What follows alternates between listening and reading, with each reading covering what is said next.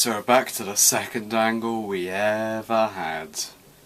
Safe to say, the light shines on my face a bit better here.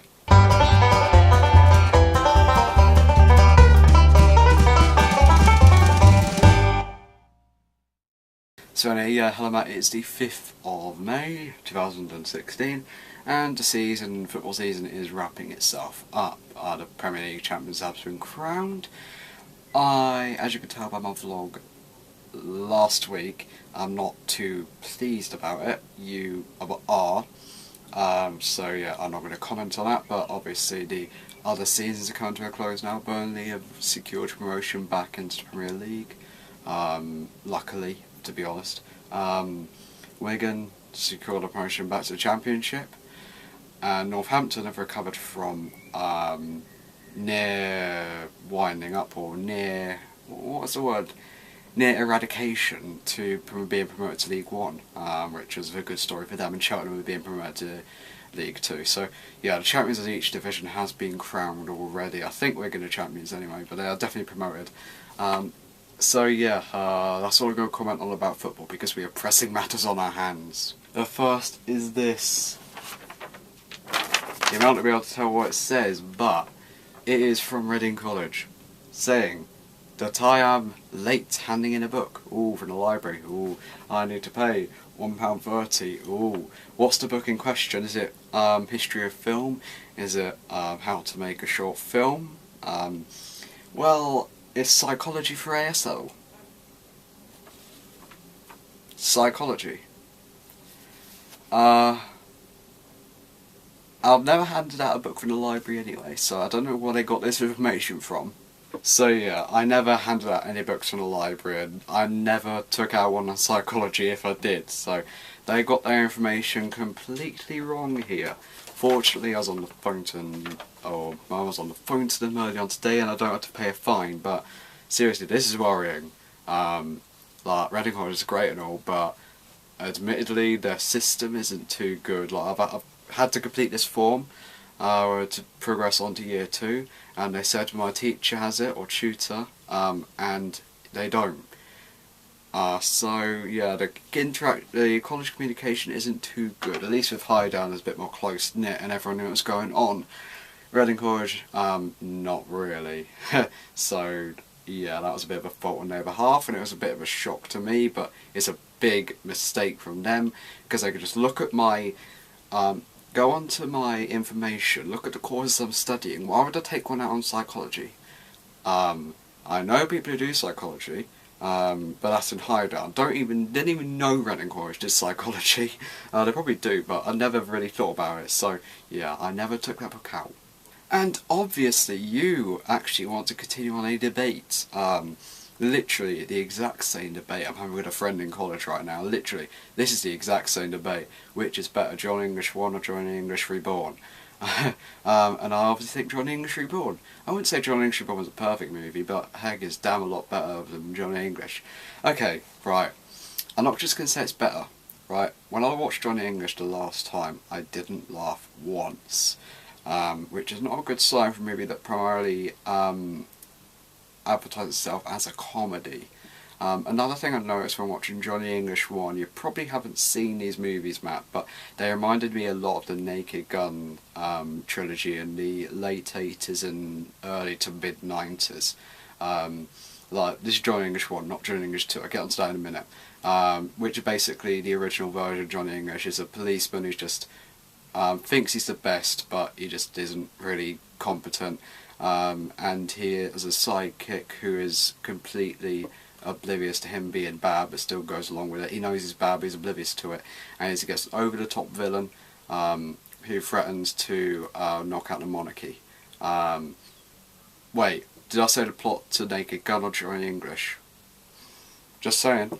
So yeah, that's what I thought, and there's a joke from Naked Gun 2 that was ripped off entirely in Johnny English 1. So yeah, that doesn't help, and it didn't really, a comedy's meant to make me laugh. It didn't last time I watched it. First time I watched it, Johnny English 1 was great, but then I watched it last time, I didn't laugh. Like, the villain wasn't funny, Rowan Atkinson wasn't funny. Like, I think Rowan Atkinson is brilliant in other things, but this movie, not really. And yeah, I think the comedy is just too forced, really. That's the big thing, the comedy is forced. At least with Johnny English 2, it does have some of the same elements of that comedy in it, but it balances itself out well with what Johnny English was meant to spoof. Johnny English 1 didn't follow what was meant to spoof that well, it instead decided to go along the Naked Gun route. What Johnny English Reborn did was it spoofed the thing it was meant to spoof. And what was it meant to spoof, you ask? Well, here's a little clue.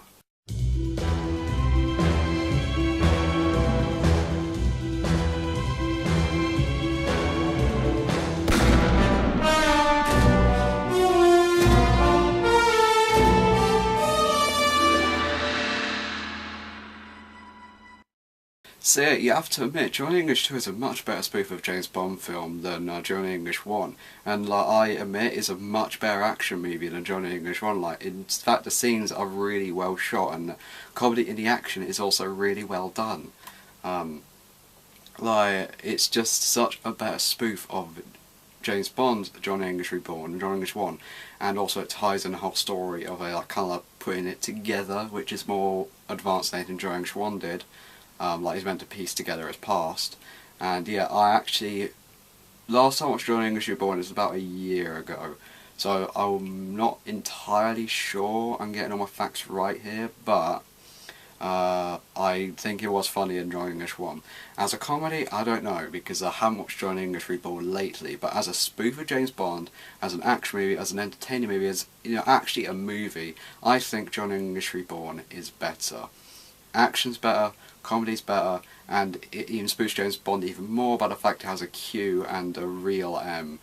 So yeah, that's my part of the debate. You answer that in your Saturday vlog. So yeah, now let's get on into the movie review. Right, what movie should I review? I have two brilliant suggestions. Well, two movies I watched at the weekend, and one of them was a Pixar movie which I reviewed.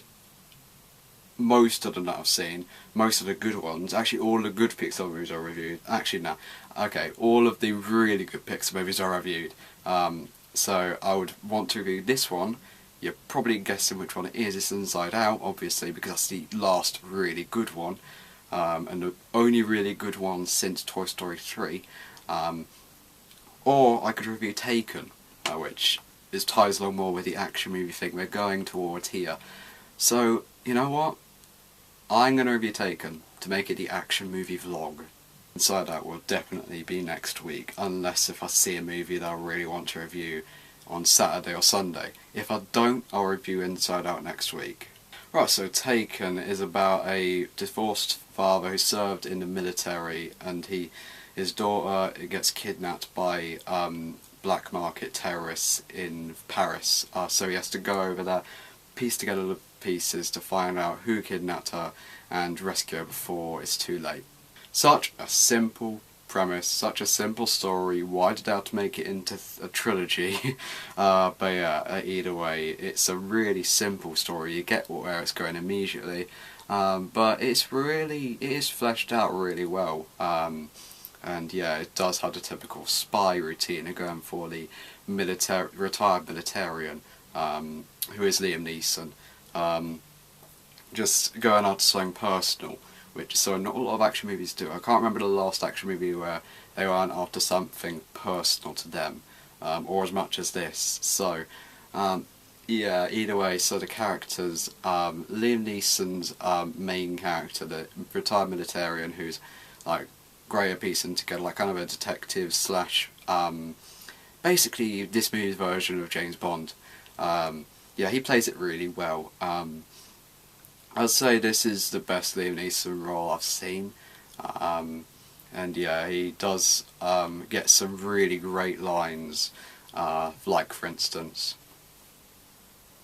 "I will look for you, I will find you, and I will kill you." As you can tell, not a very good Liam Neeson impersonator. But either way, yeah, he's a brilliant in this movie, and like he's a divorced father, so obviously you have his ex-wife and her other partner, who yeah are right big gits, and yeah, you can tell why like he would hate them, and I wouldn't say they're very memorable. I'd say the only character of the whole movie is memorable is Liam Neeson's main character. The daughter was quite forgettable, but obviously she is the main driving force of the movie. The villains, I'd say, could be a lot better. Like, really, you couldn't say as a main villain, it's just a group of black market terrorists working like for under this rich billionaire bidding on women. Yeah, it's not amazing. Like, they could have put in much more focus on the villains than they did, because really the main villain of the movie, the Overlord, is just someone who gets killed in one shot at the end. So yeah, but I would say there are plenty of them. At least they kind of spaced them out, and you have really good action scenes.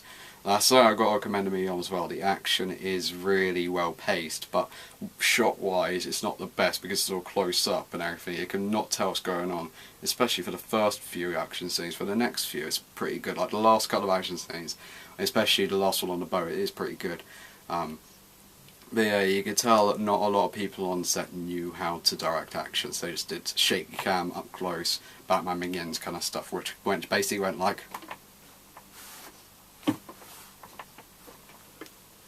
that. So yeah, it's really choppy and yeah, not very well shot, but you can tell what's going on. Brilliantly paced movie, I've got to admit. Like, I never once thing it went dragging on, and every moment of the movie you did feel the presence of the situation. Like, then he just needed to get his daughter back. So yeah, I've got to commend the movie on that. The pacing is brilliant, so clap to you. But yeah, either way, yeah, it's really, to be honest, it's pretty gritty, which you could say is a good thing for this kind of movie, but I think it could be a bit more, I don't know the word for it, it's just too gritty, dark and everything. Like, some of the ways they do and kills them is just too violent. Like, he pretty much electrocutes one of them to death. So yeah, but I'd say it gets a bit too violent at times. It shouldn't be as violent, but that's kind of the fun of it, really. Like, it's not really meant to be taken too seriously taken. It's meant to be kind of like viewed as a kind of alright action movie, which it is alright. It's not amazing. Liam Neeson's amazing, and the premise and the pace are amazing, but the action shots, the villains, it's not the best. So I would say it's a good time, no alcohol shots required. So anyway, that is my vlog, back in the original location, and yeah, continue on the debate about Johnny English, and keep in mind, Reading College has its problems too. See you on Saturday.